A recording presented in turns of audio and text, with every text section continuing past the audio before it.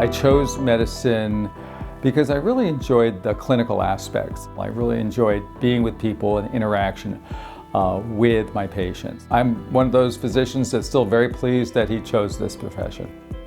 Sports medicine in the 1980s, as a fellowship and as a profession, was extremely competitive. There were a lot of people that wanted to do that, and the competition was fierce, but it was also a very important time for technology and innovation, and with that in mind, became very attractive for me. I interviewed here and in January of 1990, and on Super Bowl weekend of that same year, I chose to come here. About 65 or 70% of my practice is related to injuries of the knee and shoulder. A number of my patients have required more definitive care, resurfacing procedures, and different types of procedures for arthritis. I've been a runner since my soccer years. I've run 5 marathons. I don't run marathons anymore, but I do run still regularly, 4 or 5 days a week.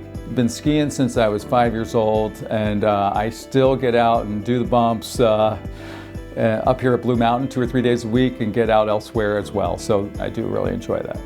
Coordinated health is a very efficient system. We do things that really nobody else does in the Lehigh Valley, or much of the United States for that matter.